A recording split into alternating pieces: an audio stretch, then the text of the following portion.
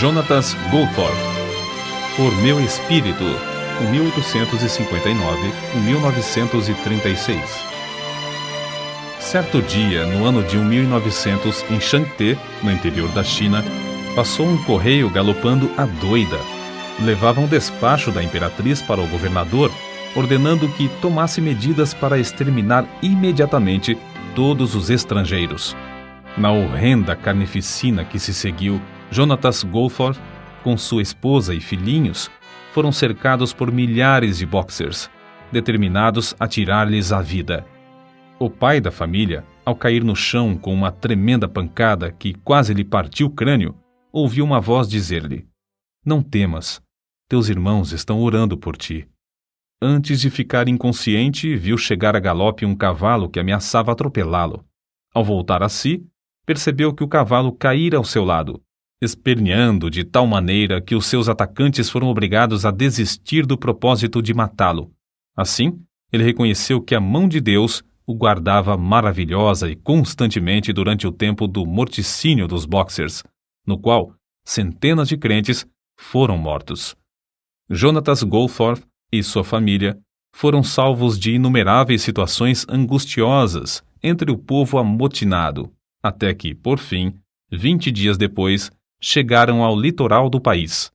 Rosalind e Jonatas Goldthorpe tinham as suas vidas escondidas com Cristo em Deus.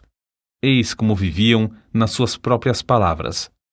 Não é somente tolice aceitar para nós mesmos a glória que pertence a Deus, mas é grave pecado, porque o Senhor diz: "A minha glória a outrem não darei."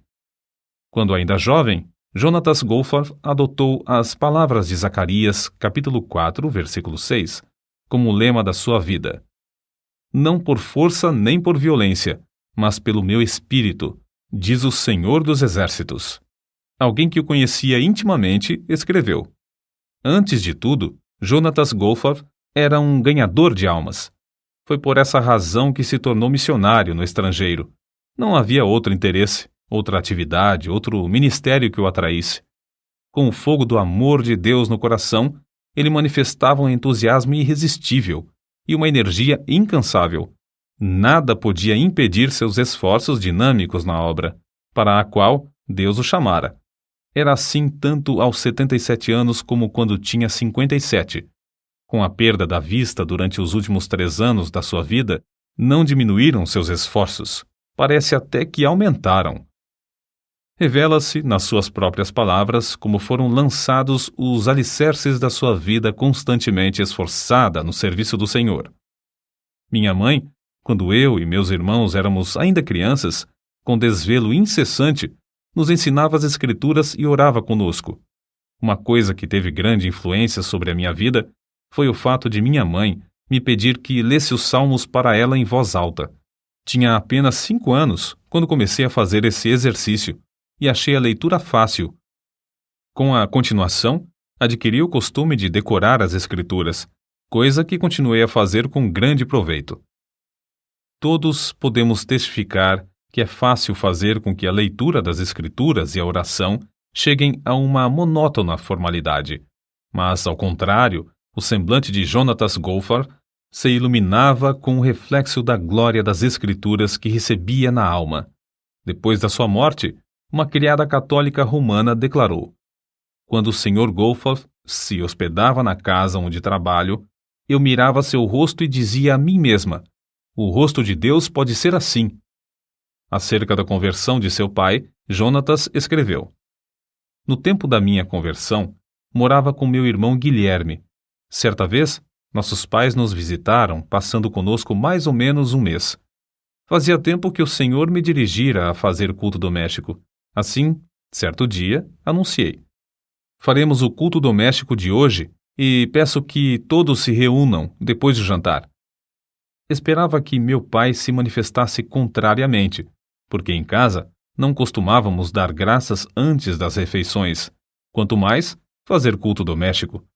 Li um capítulo de Isaías e depois de falar algumas palavras, oramos juntos, de joelhos. Continuamos a realizar os cultos domésticos durante o tempo que eu estava em casa. Depois de alguns meses, meu pai foi salvo."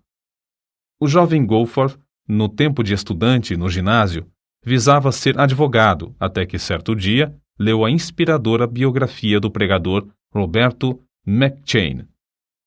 Não somente se desvaneceram para sempre todas as suas visões de ambição, mas ele dedicou também a sua própria vida a levar almas ao Salvador. Nesse tempo, devorou os livros. Os discursos de Spurgeon, os melhores sermões de Spurgeon, Graça Abundante, Bunyan, e O Descanso dos Santos, Baxter. A Bíblia, contudo, era o seu livro predileto e costumava levantar-se 2 horas mais cedo para estudar as Escrituras, antes de se ocupar em qualquer outro serviço do dia.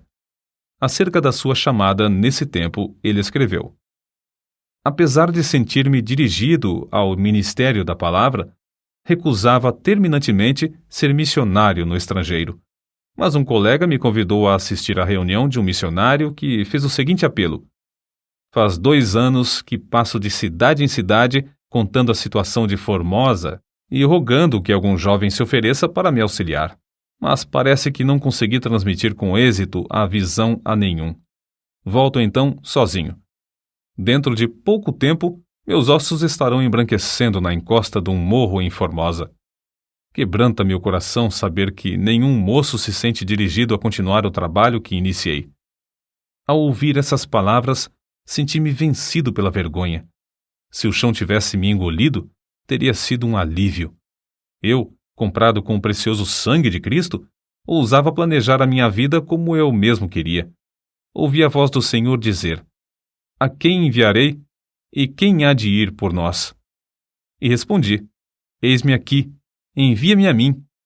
Desde então, sou missionário. Lia avidamente tudo o que podia achar acerca de missões no estrangeiro e me esforçava por transmitir aos outros a visão que eu alcançara, a visão dos milhões da terra sem oportunidade de ouvir um pregador. Por fim, chegou o tempo de iniciar seus estudos em Toronto.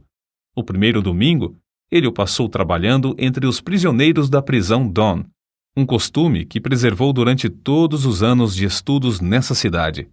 Durante a semana, dedicava muito tempo a andar de casa em casa ganhando almas para Cristo. Quando o diretor do colégio onde estudava perguntou-lhe quantas casas visitara durante os meses de junho a agosto, ele respondeu: 960.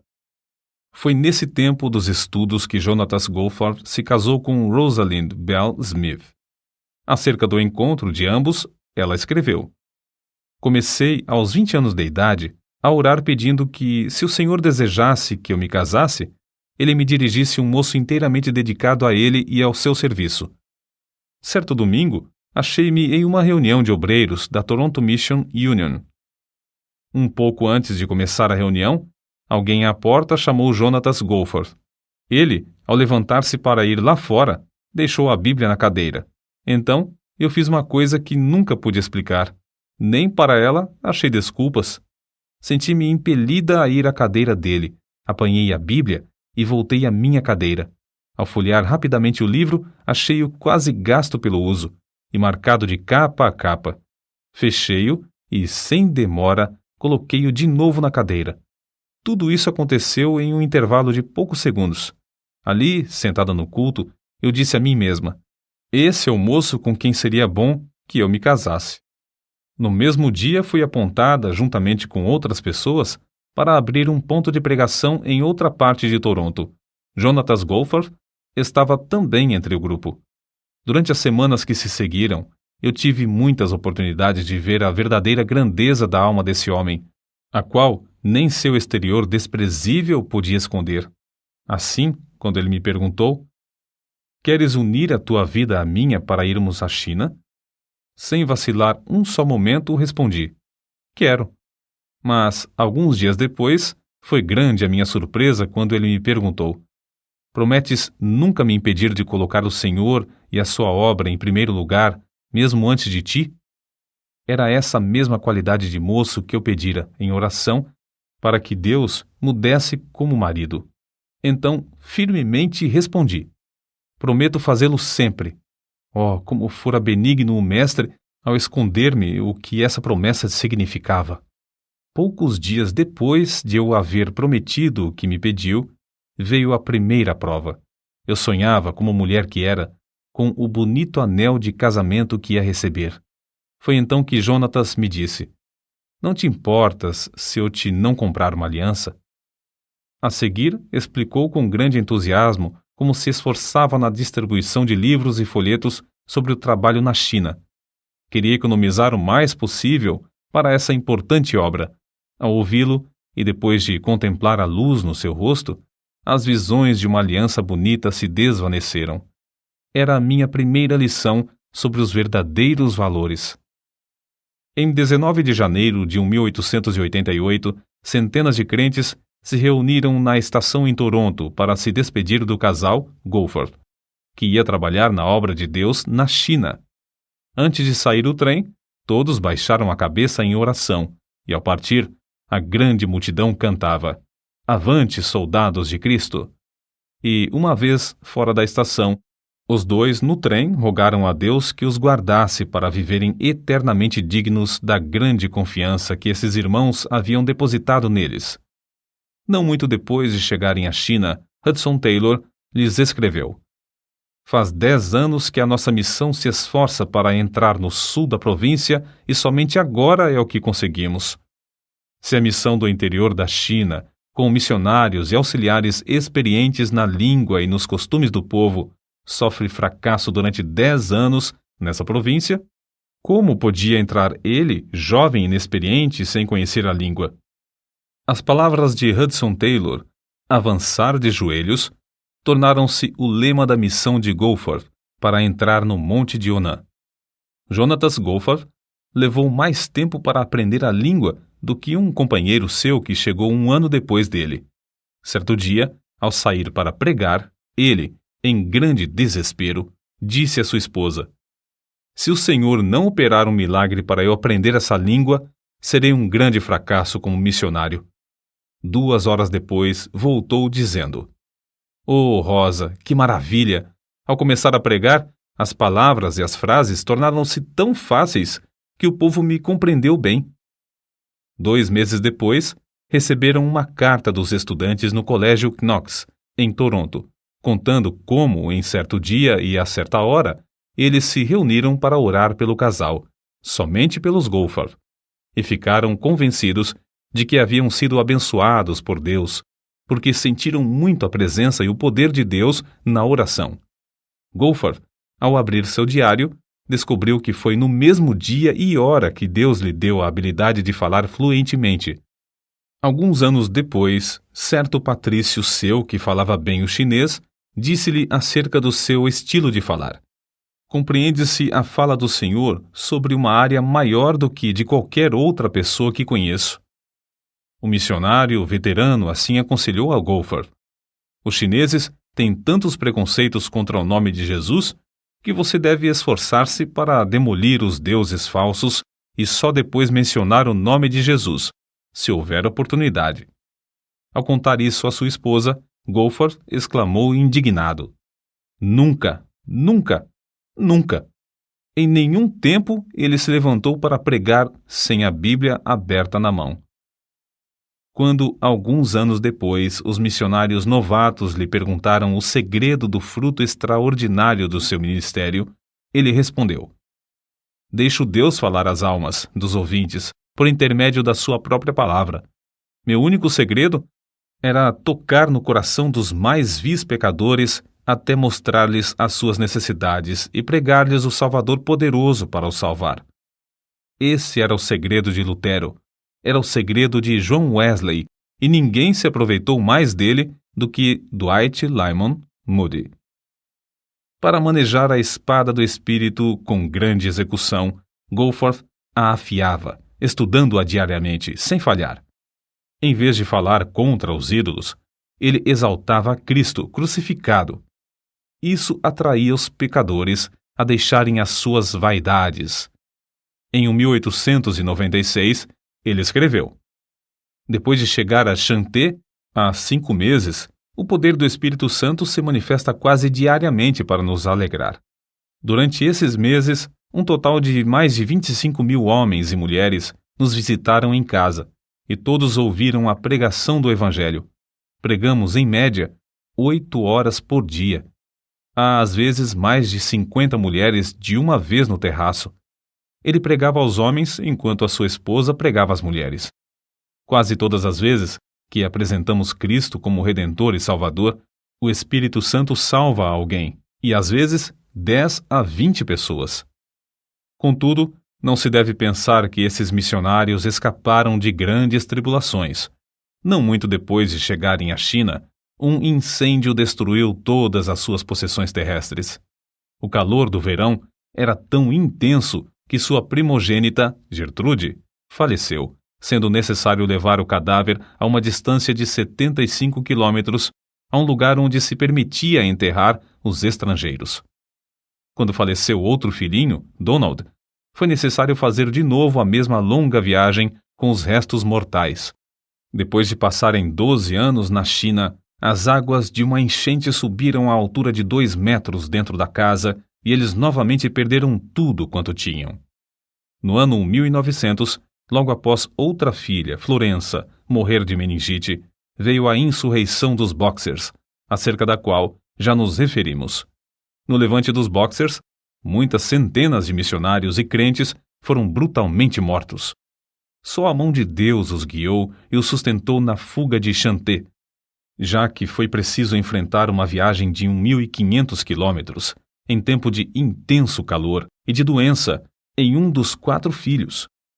Inúmeras vezes foram cercados pelas multidões que clamavam: "Matai-os! Matai-os!" Uma vez, a multidão enfurecida arremessou pedras tão grandes que quebraram a espinha dos cavalos que puxavam a carroça, mas todas as pessoas do grupo escaparam. Goforth levou vários golpes de espada, um dos quais atingiu o osso do braço esquerdo, quando o ergueu para defender a cabeça. Apesar de o grosso capacete que tinha na cabeça ficar quase inteiramente cortado em pedaços, ele conseguiu manter-se em pé, até que recebeu um golpe que, por pouco, não lhe partiu o crânio. Mas Deus não permitiu que a mão dos homens os destruíssem, porque ainda tinha uma grande obra para fazer na China por intermédio desses servos. Assim, sem poder cuidar das feridas e com as roupas ensanguentadas, o grupo enfrentava as multidões furiosas, dia após dia, até alcançar Xangai. De lá, a família embarcou em um navio para o Canadá. Logo que diminuiu o perigo na China, os nossos incansáveis heróis estavam novamente ocupados no trabalho em Shanté. A região foi dividida em 3. A parte que caiu, em sorte, a Goforth, foi o vasto território ao norte da cidade, com inúmeras vilas e povoados. O plano de Goforth era alugar uma casa em um centro importante, passar um mês evangelizando e depois mudar-se para outro centro. Queria que a sua esposa pregasse no pátio da casa de dia enquanto ele e seus auxiliares pregavam nas ruas e nos povoados ao redor. À noite, faziam os cultos juntos, ela tocando o harmônio. No fim do mês, podiam deixar um dos auxiliares discipulando os novos convertidos, enquanto o grupo passava para outro centro. Acerca desse plano, a esposa de Goforth escreveu: "De fato, o plano foi bem concebido, a não ser por uma coisa. Não se lembrou dos filhos que perdemos. Lembrei-me de como os meninos com varíola em Hopei me cercaram quando segurava a criança no colo. Lembrei-me das 4 covas de nossos pequeninos. E endureci o coração, como pederneira, contra o plano. Como meu marido suplicava dia após dia: Rosa, por certo, o plano é de Deus, e receio que possa acontecer aos filhos se desobedecermos. O lugar mais seguro para ti e os filhos é no caminho da obediência. Pensas em guardar os filhos seguros em casa, mas Deus pode mostrar-te que não podes. Contudo, Ele guardará os filhos se obedecer-lhes, confiando nele." Não muito depois, Wallace caiu doente de disenteria asiática, e por 15 dias lutamos para salvar a criança. Meu marido me disse: "Oh, Rosa, cede a Deus antes de perder tudo." Mas parecia-me que Jonatas era duro e cruel. Então nossa filha Constância caiu enferma da mesma doença. Deus revelou-se a mim como um pai em quem eu podia confiar para conservar os meus filhos. Baixei a cabeça e disse: Ó Deus, é tarde demais para a constância, mas confio em ti. Guarda os meus filhos. Irei aonde quer que me mandes. Na tarde do dia em que a criança faleceu, mandei chamar a senhora Wang, uma crente fervorosa e amada, e lhe disse: Não posso contar-lhe tudo agora, mas estou resolvida a acompanhar meu marido nas viagens de evangelização. Quer ir comigo? Com lágrimas nos olhos, ela respondeu: Não posso, pois a menina pode adoecer sob tais condições. Não querendo insistir, pedi que ela orasse e me respondesse depois. No dia seguinte, ela voltou com os olhos cheios de lágrimas e, com um sorriso, disse: Irei com vocês. Grifo do autor. É coisa notável que não tenha falecido mais nenhum filho dos Goforth na China, apesar dos muitos anos que passaram na vida nômade de evangelização. Goforth observou tão fielmente seu costume de levantar-se às 5 horas para a oração e estudo das Escrituras, como quando estava em casa, em Chanté. Geralmente, para o estudo, tinha de ficar em pé diante da janela, com as costas viradas para a família. Acerca da obra em Chanté, são de Goforth essas palavras: Nos primeiros anos de meu trabalho na China, contentava-me com a lembrança de que sempre há a sementeira antes da colheita. Mas já eram passados mais de 13 anos e a colheita parecia ainda distante. Tinha certeza de que haveria uma coisa melhor para mim, se eu tivesse a visão e a fé necessárias para adquiri-la. Estavam constantemente perante mim as palavras do Mestre em João capítulo 14, versículo 12. Na verdade vos digo que aquele que crê em mim também fará as obras que eu faço, e as fará maiores do que estas, porque eu vou para meu Pai. E sentia profundamente como, no meu ministério, faltavam as maiores obras. No ano de 1905, Jonatas Goforth leu na autobiografia de Carlos Finney que um lavrador podia, com muita razão, orar pedindo uma colheita material independentemente de se cumprirem as leis da natureza, assim como os crentes podem esperar uma grande colheita de almas sem se cumprirem as leis que governam a colheita espiritual. Resolveu, então, saber quais eram essas leis, e decidiu-se a cumpri-las a qualquer preço. Fez um estudo a fundo e de joelhos sobre o Espírito Santo e escreveu as notas nas margens da sua Bíblia chinesa. Quando começou a ensinar essas lições aos crentes, houve grande quebrantamento, com confissão de pecados. Foi na grande exposição idólatra de Sun Yat-sen que Deus, primeiramente, mostrou seu grande poder no ministério de Goforth. Durante o sermão, um obreiro exclamou em voz baixa: Esse povo está tão comovido pela pregação como a multidão no dia de Pentecostes pelo sermão de Pedro. Na noite do mesmo dia, um salão alugado e que não comportava toda a grande multidão pagã que queria assistir, Goforth pregou sobre o texto: levando ele em seu corpo os nossos pecados sobre o madeiro. Quase todos mostraram-se convictos do pecado, e quando o pregador fez o apelo, levantaram-se clamando: Queremos seguir a esse Jesus que morreu por nós. Um dos obreiros presentes assim expressou o que viu: Irmão, aquele a quem oramos durante tanto tempo para que viesse, veio de fato esta noite. Nos dias que se seguiram, pecadores foram salvos em todos os pontos de pregação e em todos os cultos. Acerca do avivamento que nesse tempo visitou a Coreia, um dos missionários escreveu sobre o que presenciou. Os missionários eram como os demais crentes. Não havia alguém entre eles de talento extraordinário. Viviam e trabalhavam como quaisquer outros, a não ser nas orações. Nunca senti a presença divina como a senti nos seus rogos a Deus. Parecia que esses missionários nos levavam ao próprio trono no céu. Fiquei muito impressionado também ao ver como o avivamento era prático. Havia dezenas de milhares de homens e mulheres transformados completamente pelo fogo divino. Grandes templos, com assentos para 1.500 pessoas, ficavam superlotados. Era necessário realizar um culto para os homens e, em seguida, outro para as mulheres, a fim de que todos pudessem assistir. Em todos ardia o desejo de espalhar as boas novas. Crianças se aproximavam das pessoas que passavam pelas ruas, rogando-lhes que aceitassem a Cristo por seu Salvador. A pobreza do povo da Coreia era conhecida em todo o mundo. Contudo, havia tanta liberdade nas ofertas que os missionários não queriam ensinar mais sobre o dever de contribuir.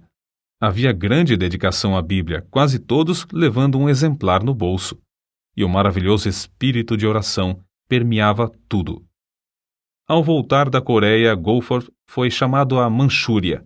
Mais tarde, ele escreveu: "Quando iniciei a longa viagem, estava convicto de que eu tinha uma mensagem de Deus para entregar àquele povo, mas não tinha ideia de como presidir a um avivamento.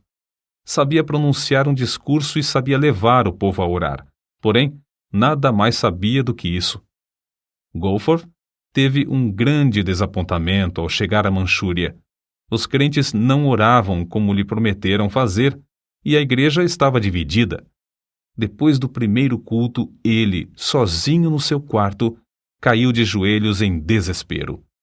E Deus respondeu à sua insistência, enviando tão grande desejo de oração às igrejas e tão profunda contrição pelo pecado, que elas não somente foram purificadas de toda classe de pecado, inclusive dos mais horrendos crimes, mas os perdidos, em grande número, vinham e eram salvos. A senha do avivamento do ano de 1859 foi: "Necessário vos é nascer de novo." E a de 1870, "Crê no Senhor Jesus." Mas a meta de Goforth era: "Não por força nem por violência, mas pelo meu espírito." Zacarias capítulo 4, versículo 6. Que o Espírito Santo operava em vários lugares na Manchúria em resposta às orações insistentes e em face de embaraços de toda sorte, vê-se claramente no que ele escreveu acerca da obra na cidade de Niucheng. Ao subir ao púlpito, ajoelhei-me um momento como de costume para orar. Quando olhei para o auditório, pareceu-me que todos os homens, mulheres e crianças na igreja estivessem com dores de julgamento. As lágrimas corriam copiosamente, e houve confissão de toda a espécie de pecado. Como se explica isso? A igreja era conhecida como igreja morta e sem mais esperança. Contudo, antes de anunciar sequer uma palavra, sem mesmo cantar um hino ou orar, começou essa obra maravilhosa. Não há outra explicação. Foi o Espírito de Deus que operou em resposta às orações das igrejas de Mukden, Liaoyang e de outros lugares na Manchúria, as quais haviam experimentado a mesma qualidade de avivamento e foram induzidas a interceder por sua pobre e necessitada igreja irmã. Jonatas Goforth, quando foi à Manchúria, era quase desconhecido fora do pequeno círculo da sua denominação. Depois de algumas semanas, quando voltou, os olhos dos crentes de todo o mundo estavam fitos nele. Contudo, permaneceu o mesmo humilde servo de Deus, reconhecendo que a obra não era dele, mas do Espírito de Deus. Shanxi é conhecida como a província dos mártires. Certo chinês, douto, contou a Goforth como presenciara nessa província, durante a insurreição dos Boxers, em 1900, de uma só vez a morte de 59 missionários. Todos eles encararam o carrasco com a maior calma. Uma mocinha de cabelos louros perguntou ao governador: "Por que devemos morrer? Os nossos médicos não vieram de países remotos para dar suas vidas para servir ao seu povo? Muitos doentes sem esperança não foram curados? Diversos cegos não receberam a vista? É por causa do bem que fizemos que devemos morrer?" O governador baixou a cabeça e não respondeu. Mas um soldado pegou a mocinha pelos cabelos e, com um só golpe, decepou-lhe a cabeça. Um após outro foram mortos. Todos morreram com um sorriso de paz. Esse mesmo chinês contou como viu, entre eles, uma senhora falando alegremente ao filhinho. Com um só golpe, ela foi prostrada, mas a criança continuou a segurar-lhe a mão. Logo a seguir, outro golpe, e um pequeno cadáver jazia ao lado do cadáver da mãe. Foi a essa mesma província dos mártires que Deus enviou seus servos, os Goforth, 8 anos depois, e onde Jonatas presenciou o seguinte. Em Xuanxian, não muito depois de começar a falar, vi muitos dos ouvintes baixarem a cabeça, convictos, enquanto as lágrimas corriam-lhes pelas faces. Depois do discurso, todos os que experimentaram orar estavam quebrantados. O avivamento, que começou assim, continuou durante 4 dias. Houve confissão de toda a qualidade de pecados. O delegado regional se admirou grandemente ao ouvir confissões de homicídios, de roubos e de crimes de toda a sorte. Confissões que só conseguiria arrancar deles, açoitando-os até quase os deixar mortos. Às vezes, depois de um culto de 3 horas ou mais, o povo voltava à casa para continuar a orar. Mesmo em horas tardias da noite, havia pequenos grupos reunidos em vários lugares para orar até quase clarear o dia. No colégio de moças em Shuvu, na mesma província dos mártires, as alunas insistiram para que lhes concedessem tempo para jejuar e orar. No dia seguinte, quando se reuniram de manhã para a oração, o Espírito caiu sobre elas e ficaram de joelhos até a tarde desse dia. Das centenas de exemplos evidentes da operação poderosa do Espírito Santo nos corações, dentre muitos outros lugares, citaremos aqui apenas os seguintes. Xangté. Quase 700 pessoas estiveram presentes pela manhã. Havia um fervor de homens se esforçando para ir à frente, de modo que Goforth só conseguiu pregar à tarde. O culto era contínuo, prolongava-se o dia inteiro, com intervalos para as refeições. Guangzhou. A igreja, com assentos para 1.400 ouvintes, não comportava as multidões. O Espírito Santo veio com poder extraordinário. Havia, às vezes, centenas de pecadores contritos chorando. 2 endemoniados foram libertos e se tornaram crentes fervorosos na obra de Deus. Em 4 anos, o número dos salvos aumentou de 2.000 para 8.000. Xuntefu. Inesperadamente, uma dúzia de homens começou a orar e a chorar, sem poder resistir ao poder do Espírito Santo. Velhos discípulos de Confúcio vinham à frente, quebrantados e humilhados, para confessar a Cristo como seu Senhor. Um total de 500 homens e mulheres foram salvos. Foi, talvez, a maior obra do Espírito Santo que eu tenha visto. Nanquim. A assistência foi de mais de 1.500 pessoas. Centenas que também queriam entrar não puderam e voltaram a casa. O culto da manhã durou 4 horas. O resto do tempo foi dedicado à oração e confissão de pecados. A massa de pessoas que desejava chegar ao estrado para confessar seus pecados foi tão grande que se tornou necessário construir outra escada. Subi de novo ao estrado, às 3 horas da tarde, para iniciar o segundo culto. Centenas de pessoas, nesse momento, começaram a vir à frente, e por isso eu não pude pregar. Às 9 horas da noite, 6 horas depois de iniciar o culto, fui obrigado a me retirar e embarcar para Pequim, onde os crentes me esperavam para outra série de cultos. Shantung. O avivamento foi tão grande que cerca de 3.000 membros foram acrescentados à igreja em 3 anos. Acerca dos cultos entre os soldados do general Feng, a esposa de Goforth escreveu: Desde o início sentimos a presença de Deus. 2 vezes, todos os dias, Goforth tinha auditórios de cerca de 2.000 pessoas, principalmente oficiais, que se mostravam grandemente interessados. A 3 cultos, às esposas foi permitido assistirem, e Deus me deu poder para falar-lhes. Quase todas declararam-se prontas a seguir a Cristo. O general Feng, ao experimentar orar, ficou quebrantado. A seguir, outros oficiais, um após outro, começaram a clamar a Deus entre soluços e lágrimas. Assim continuou a obra, ano após ano, geralmente com 3 cultos por dia, apesar de grandes obstáculos. No período da seca de 1920, 30 a 40 milhões dos habitantes ao redor encararam a morte pela fome. Em 1924, Goforth escreveu à sua esposa, forçada por doença a voltar ao Canadá. Completo hoje 65 anos. Oh, como cobiço, mais que qualquer avarento cobiça o ouro, 20 anos ainda para ganhar almas. Depois de completar 68 anos de idade e sua esposa 62, idades em que a maioria dos homens se afasta do serviço ativo, os dois foram enviados para um campo inteiramente novo na Manchúria. Dessa vez, um campo distante, vasto e frio, que se estende até as fronteiras da Rússia e da Mongólia. Acerca da sua partida, Goforth escreveu: certo dia, em fevereiro de 1926, minha esposa estava deitada esperando a chegada da assistência para levá-la ao Hospital Geral de Toronto.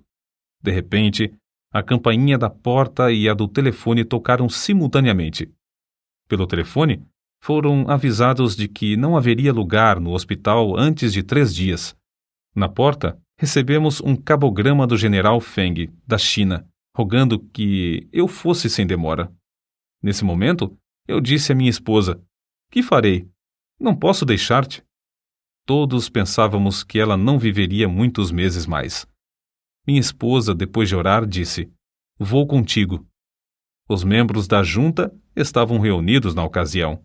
Apresentei-lhes o cabograma do general Feng e concordaram que eu fosse. Mas quando os informaram de que minha esposa queria acompanhar-me, mostraram-se horrorizados, respondendo que ela morreria no caminho. Então eu lhes disse: os irmãos não conhecem essa mulher como eu. Quando ela diz que vai, ela vai. Assim, concordaram em que ela fosse.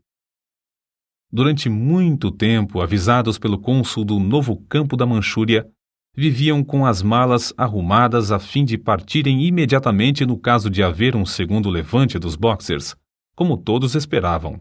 Contudo, desde o início, Deus honrou o serviço desses servos, conforme se lê no que ele escreveu na avançada idade de 70 anos. Realizavam-se 3 horas de pregação de manhã pelo grupo de missionários e 4 horas à tarde. Desde o primeiro dia, houve conversões. Às vezes, 12 em um só dia. Grande foi o nosso gozo ao vermos cerca de 200 pessoas aceitarem a Cristo durante o mês de maio. Havia muito tempo que diversos amigos insistiam em que ele escrevesse a história de como o Espírito Santo operava no seu ministério. Em tempo de intenso frio, viu-se obrigado a extrair os dentes. Durante 4 longos meses, sofreu dores cruciantes nos maxilares, a ponto de não poder pregar. Foi nessa época que seu filho menor chegou do Canadá. Goforth, então, conseguiu ditar a matéria para o filho datilografar. Dessa forma, foi impresso o livro Por Meu Espírito, obra de grande circulação e influência. Após 4 anos de serviço, foi-lhe necessário voltar ao Canadá por causa da vista de sua esposa. Foi durante esse tempo que Goforth também começou a perder a vista. Enquanto convalescia das operações mal sucedidas para restaurar-lhe a visão de um olho, ele relatou uma por uma as histórias da obra na China, histórias que a sua enfermeira estenografou e que, agora, completam o famoso livro intitulado Vidas Milagrosas da China. Em 1931, Goforth e sua esposa, ela com 67 anos e ele com 72, com os corações ardendo pelo desejo de ganhar almas, voltaram mais uma vez à obra na Manchúria. 472 convertidos foram batizados em 1932. Um dia, Goforth voltou de uma viagem evangelística e entrou em casa às apalpadelas. Depois de ficar um momento ao lado da sua esposa, ele lhe disse em voz baixa: receio que a retina do olho esquerdo tenha saído do lugar. E assim tinha acontecido. A perda completa da visão era para ele uma tristeza, uma tragédia, sentida por todos. Ao mesmo tempo, chegou-lhes uma carta informando-os de uma redução tão grande no que recebiam para o sustento dos missionários e nas despesas das viagens evangelísticas, que parecia impossível continuar a obra. Foi a maior crise de toda a vida de Jonatas Goforth. Contudo, sem vacilar, olhou para Deus. A própria cegueira parecia mais uma bênção do que uma aflição. Os crentes mostravam-se mais ligados a ele do que antes. Vencendo o desânimo inevitável dos que perdem a vista, não cessou de pregar com a Bíblia que amava, aberta nas mãos. No ano de 1933, 778 convertidos foram batizados. Por fim, os Gophers cederam ao apelo dos crentes do Canadá a que retornassem à terra natal para animar as igrejas no envio de mais missionários. Durante os preparativos para a viagem, souberam que 966 convertidos foram batizados naquele ano, o 1934. O culto de despedida foi um dos mais comoventes em toda a história da obra missionária. O obreiro tão amado pelos crentes, agora, por causa da cegueira, não podia ver como tinham enfeitado o templo, mas eles bondosamente e com prazer lhe descreveram tudo acerca das muitas e lindas bandeiras de seda e veludo que cobriam inteiramente as 4 paredes do templo. Os pregadores que falaram o fizeram chorando. Um deles disse: "Agora Elias está para sair de nosso meio, e cada um de nós deve tornar-se um Eliseu." Na hora da despedida, havia uma multidão de crentes chorando na plataforma da estação. Gophers, sentado diante da janela do trem, com o rosto virado para aqueles crentes que tanto amava, mas não podia ver, continuava a fazer-lhes sinais com a cabeça, de vez em quando levantando os olhos para cima, indicando assim a bendita esperança de uma reunião no céu. Quando o trem partiu, os crentes, com os olhos cheios de lágrimas, tentaram acompanhá-lo, correndo paralelamente, a fim de conseguirem olhar mais uma vez para o rosto desses queridos missionários. Durante 18 meses, Gophers pregou a grandes auditórios no Canadá e nos Estados Unidos. Dia após dia, esse veterano estava em pé diante desses auditórios, com a sua amada Bíblia aberta nas mãos. Abria o livro aproximadamente na página que desejava e citava as passagens de cor durante o sermão. Isso ele fazia com tanta prática, tendo os olhos abertos, que era difícil crer que as não lia como outrora. O ponto principal de suas mensagens descobre-se nas palavras que lhe disse certo dia a sua esposa: "Querida, acabo de fazer um cálculo mental que prova com certeza qual o resultado de dar ao Evangelho a oportunidade de operar. Se cada um dos missionários enviados à China tivesse levado tantas almas a Jesus como os 6 missionários do nosso campo durante o ano de 1934, o último ano que passamos na Manchúria, isto é, 166 almas por cada missionário, o número de conversões na China teria alcançado a cifra de quase 1 milhão, em vez de apenas 38.724. Isto é, teria sido 25 vezes maior." Grifo do autor. Certo dia, quando tinha de pregar somente à noite, ele disse à sua esposa: "Em vez de sairmos de casa hoje, acho melhor participarmos de um banquete da palavra. Lê para mim o precioso Evangelho de João." Ela leu 16 capítulos desse livro. Percebia-se que era um verdadeiro banquete para ele, pela atenção que prestava à leitura de certas passagens. Antes de falecer, tinha lido a Bíblia de capa a capa mais de 73 vezes. Na noite do dia 7 de outubro de 1936, Jonatas Gophers, depois de um discurso fervoroso e longo sobre o tema Como o fogo do Espírito varreu a Coreia, deitou-se tarde para dormir. Às 7 horas da manhã seguinte, a sua esposa levantou-se e vestiu-se. Logo a seguir, verificou que foi mais ou menos no mesmo momento em que ela se levantou que ele, dormindo aqui na terra, num instante, acordou na glória, vendo de novo. Poucos dias antes, ele tinha dito que se regozijava em saber que o primeiro rosto que ia ver seria o de seu Salvador. 5 anos e meio depois de Jonatas Gophers haver dormido no Senhor, Rosalind Gophers reuniu-se ao seu amado marido e companheiro de lutas. As últimas palavras que pronunciou foram estas: "O rei me chama, estou pronta." Dela também pode-se dizer, como foi dito a respeito dele, entregava-se à oração e ao estudo da palavra para saber a vontade de Deus. Foi esse amor pela leitura da Bíblia e a ininterrupta comunhão com Deus que lhe deram o poder de comover auditórios e convencê-los do pecado e da necessidade do arrependimento. Em todas as ocasiões, ele dominava sua própria pessoa e confiava inteiramente no poder do Espírito Santo para descobrir as coisas de Jesus aos ouvintes. Que o mesmo brado de guerra seja sempre nosso, não por força, nem por violência, mas pelo meu Espírito. Mas recebereis poder ao descer sobre vós o Espírito Santo.